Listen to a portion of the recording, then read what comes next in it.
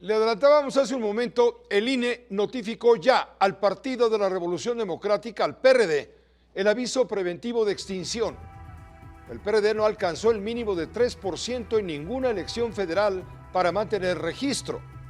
La Unidad Técnica de Fiscalización del órgano electoral deberá autorizar todos los gastos del Partido del Sol Azteca. Solo podrán ejercer lo mínimo necesario para mantener la nómina, el pago de impuestos y los gastos de mantenimiento y servicios públicos. Esta fase concluirá con el término de los mecanismos de impugnación que resolverá el Tribunal Electoral a más tardar el 23 de agosto. El INE concluyó ya los cómputos distritales de la elección presidencial. Según los consejeros, no hubo diferencias entre los cómputos distritales, los conteos rápidos y el programa de resultados electorales preliminares. Con uno, Melina Ochoa informa. El Consejo General del Instituto Nacional Electoral informó los resultados de los cómputos distritales de la elección presidencial. Jorge Álvarez Maínez, candidato por el partido político Movimiento Ciudadano, obtuvo 6.204.710 votos, que equivale a un 10.3213%.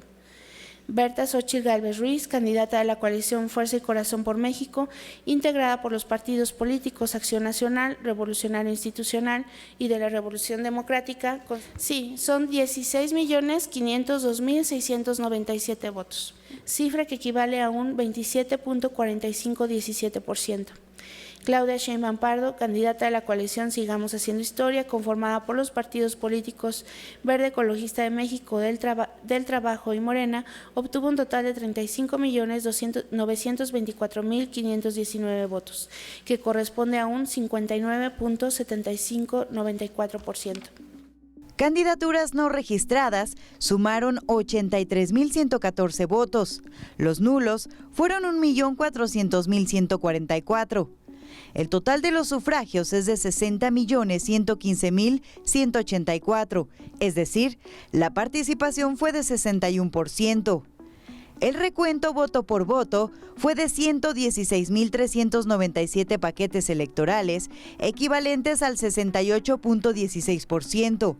El INE también informó los cómputos finales de diputaciones y senadurías por los principios de mayoría relativa y representación proporcional. El representante del PRD, Ángel Ávila, se refirió al futuro de su partido, pues no alcanzó el mínimo de 3% de la votación para mantener el registro. Sabemos la situación complicada y difícil que está pasando el Partido de la Revolución Democrática. Un partido que tiene historia en este país y que ha puesto persecución, muertos y sangre para la lucha de la transformación democrática en México. La consejera electoral Carla Humphrey destacó que los resultados de los cómputos distritales coinciden con los conteos rápidos y con el programa de resultados electorales preliminares. La conocida calidad INE se ha vuelto a imponer a todo lo largo y ancho del territorio nacional, disolviendo todas las dudas y cuestionamientos. El INE le cumple a México, a nuestra democracia. El INE enviará estos resultados a los poderes legislativo y judicial. Que estamos en condiciones de enviar a las cámaras del Congreso de la Unión y al Tribunal Electoral del Poder Judicial de la Federación los resultados obtenidos para que en el ámbito de responsabilidad de cada institución continúe con las fases que llevarán a cabo la conclusión del proceso electoral federal 2023-2024. Con imágenes de Luis Martínez, con uno, Melina Ochoa. A todo esto, ¿cómo quedan las cifras para integrar las cámaras de diputados y senadores? En ambas se confirma la mayoría para Morena. Sí, la mayoría simple, es decir, el 50% de votos más uno. Así, en San Lázaro, de los 300 diputados de mayoría, Morena y aliados ganaron 256 curules. Por la oposición, la alianza PAN-PRI-PRD obtuvo 39 diputaciones. Movimiento Ciudadano quedó con uno y habrá un diputado independiente. En el Senado, Morena y aliados se llevaron 30 escaños. La oposición, PAN, PRI, PRD, quedaron con 2. Movimiento Ciudadano con 1. Las diputaciones y senadurías de representación proporcional o plurinominales, pluris, habrán de resolverse a más tardar el 23 de agosto próximo, luego de concluir los tiempos para impugnaciones que han comenzado el día de hoy. Hasta entonces sabremos si el partido oficial y sus anexos consiguen la mayoría calificada en las cámaras de diputados y senadores, la mayoría que les permitiría cambiar la Constitución sin necesidad de la oposición. El INE también concluyó la revisión de la elección presidencial. La coalición opositora tiene 4 días para impugnar el proceso ante el propio tribunal. De no proceder las impugnaciones, este tribunal otorgará la constancia de mayoría que certificará a Claudia Sheinbaum como virtual presidenta electa. Quienes recibieron las constancias de mayoría fueron los 9 gobernadores y ganadores en las elecciones en las diferentes entidades. En Jalisco, la entrega se dio en un instituto electoral resguardado por autoridades estatales y municipales. En Veracruz, Rocío Nale García recibió la constancia de mayoría que la acredita como la próxima gobernadora del estado. En su mensaje, agradeció al organismo electoral, partidos políticos, autoridades, así como a ciudadanos. En Tabasco, Javier May Rodríguez recibió la constancia de mayoría que lo acredita como el próximo gobernador del estado. La entrega se realizó en las oficinas del Instituto Electoral y de Participación Ciudadana del estado en Villahermosa, donde miles de personas se congregaron para felicitarlo. En Jalisco, en medio de un fuerte operativo de seguridad en torno al Instituto Electoral y de Participación Ciudadana, se validó y entregó la constancia de mayoría que acredita como gobernador electo a Pablo Lemus. Anunció que ya se encuentra analizando los perfiles de quienes integrarán su gabinete. En Yucatán, Joaquín Huacho Díaz Mena se convirtió en gobernador electo del estado al recibir la constancia que así lo acredita, con un total de 629.394 votos a favor, lo que lo convirtió esta votación en histórica. Cientos de ciudadanos lo acompañaron a las puertas del Instituto Electoral y de Participación Ciudadana del estado. En Chiapas, Óscar Eduardo Aguilar Ramírez obtuvo la constancia de mayoría como gobernador electo del estado. Obtuvo el equivalente al 59.62% de la participación. En Puebla, Alejandro Armenta Mier recibió la constancia de mayoría como gobernador electo para el periodo 2024-2030. Acudió a la sede del Instituto Electoral del estado, donde fue recibido por autoridades y consejeros. En Morelos, Margarita González Arabia recibió la constancia de mayoría para gobernar el estado. Ella se convertirá a partir del próximo 1 de octubre en la primera mujer titular del Poder Ejecutivo de Morelos, luego de 155 años de erigirse como estado. En Guanajuato, fue entregada la constancia de mayoría a Livia Denise García Muñoz Ledo, quien destacó que su gabinete de gobierno será paritario, pues estará conformado en un 50% por mujeres. No descartó la posibilidad de mantener algunos de los perfiles que hoy forman parte del gabinete del actual Ejecutivo Estatal. Con información de corresponsales, 1 TV. ¿Y qué pasó en relación con la Ciudad de México? Bueno, en polémica sesión, el Instituto Electoral de la capital del país repartió diputaciones de representación proporcional, los pluris, para el Congreso local. Los consejeros aprobaron un acuerdo. Quitaron 7 legisladores plurinominales a partidos opositores y se los dieron a Morena. La oposición acusa sobrerepresentación. 7 legisladores morenistas brincaron a los partidos aliados. Con ese movimiento, el partido oficial pasó de 38 diputaciones a 43. Quedó a 1 de la mayoría calificada. PAN y Movimiento Ciudadano impugnarán el acuerdo calificado como ilegal. Con 1, Melina Ochoa informa. En una ríspida sesión, el Consejo General del Instituto Electoral de la Ciudad de México distribuyó las 32 diputaciones de representación proporcional del Congreso capitalino. Previamente, 7 diputados electos por mayoría relativa solicitaron elegir su bancada, por lo que el proyecto original fue modificado. PAN, PRI, PRD y Movimiento Ciudadano rechazaron este cambio porque les quita diputaciones plurinominales para dárselas a Morena. Está haciendo una farsa para que el partido Morena tenga más diputaciones. Nosotros pasamos a una subrepresentación del menos 3.85 al menos 5.36.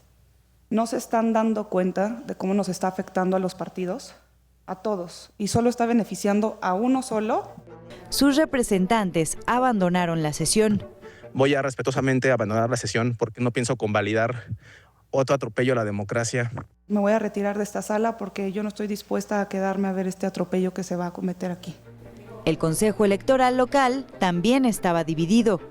El convenio de candidatura común de Morena, PT y Verde va a pasar de tener 38 curiles a tener 43. Sí se está modificando de manera importante la representación del Congreso capitalino por 7 escritos de voluntad de personas que además no sabemos a dónde están afiliadas.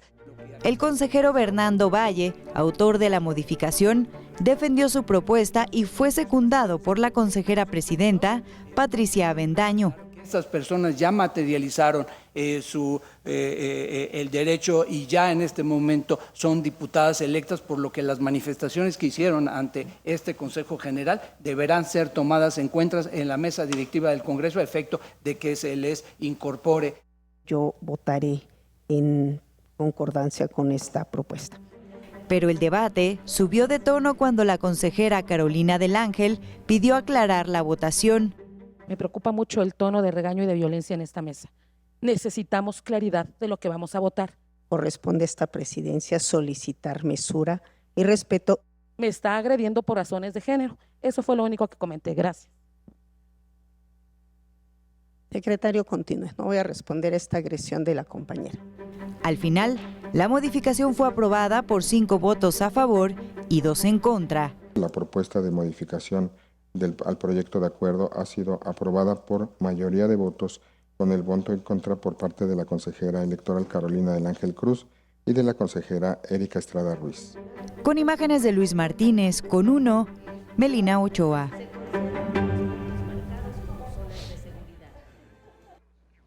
Les recomiendo ampliamente la colaboración de Jesús Silva Herzog Márquez esta mañana en el diario Reforma, donde habla de autocracia popular. Y es un tema que nos lleva a comentar justamente la elección del 2 de junio que impone, dice Silva Herzog, impone a Morena como un bloque de poder hegemónico, un predominio en el sistema político que anulará a la oposición y los equilibrios. Nadie esperaba, dice Silva Herzog, un resultado tan contundente. Habla también del voto oculto que no fue de castigo, sino de ratificación al López Obradorismo. Son los temas, los pone Jesús y por supuesto lo escuchamos con mucha atención, enlazados como estamos en vivo, en directo. Jesús, bienvenido, buenas noches. Hola Pepe, qué gusto escucharte. Pues estamos contigo, ya pasó una semana de la elección, has tenido tiempo suficiente para reflexionar.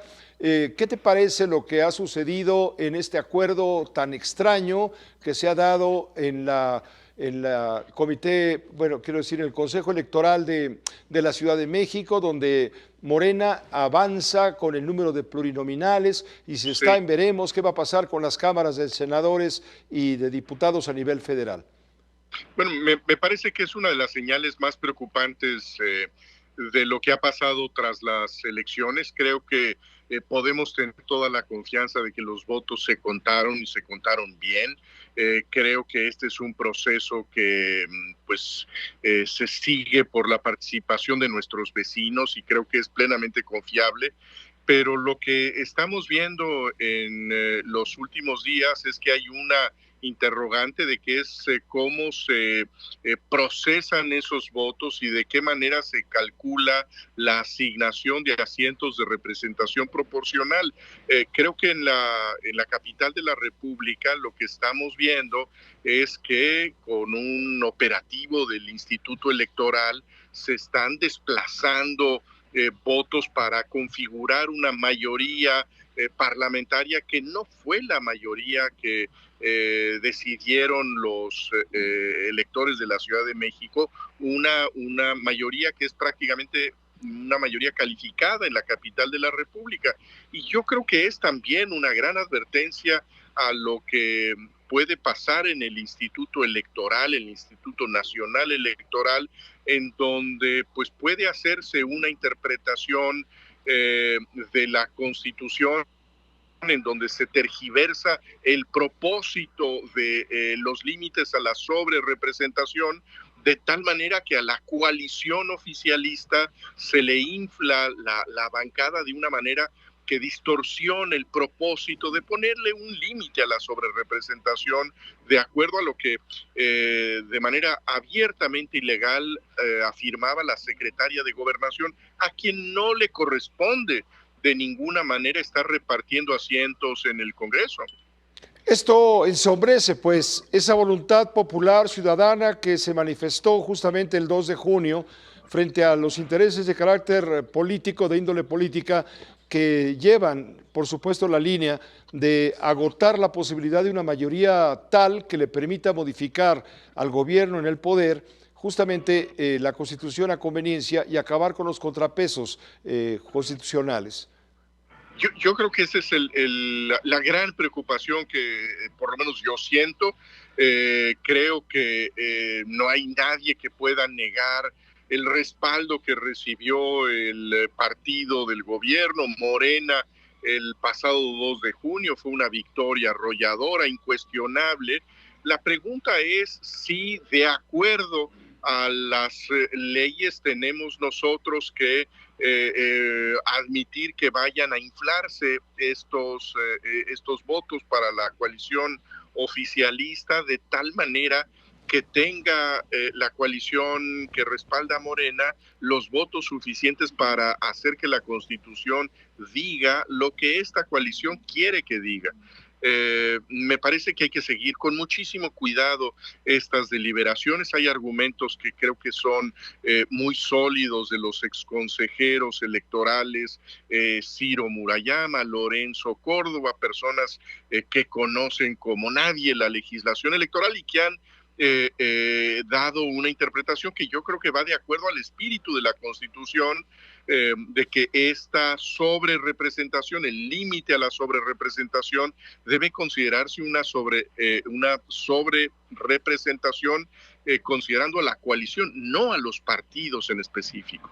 Jesús, te agradecemos mucho. Te invito para que de hoy en 8 le entremos al tema partidos de oposición. ¿Dónde queda la oposición después de esta zamarreada, como dicen en Palacio Nacional, que le puso Morena de manera implacable? Porque creo que sí es importante para todos los mexicanos saber qué va a pasar con los desequilibrios, porque ya no podemos hablar de equilibrios. Claro, por supuesto hay que seguir desmenuzando los mensajes y los efectos de la elección del 2 de junio. Creo que tendremos mucho que ir analizando, Pepe, y lo haremos con muchísimo gusto. Claro que sí, Jesús. Buenas noches. Gracias. Gracias, Pepe. Un abrazo. Igualmente, gracias. El maestro Jesús Silva Herzog Márquez.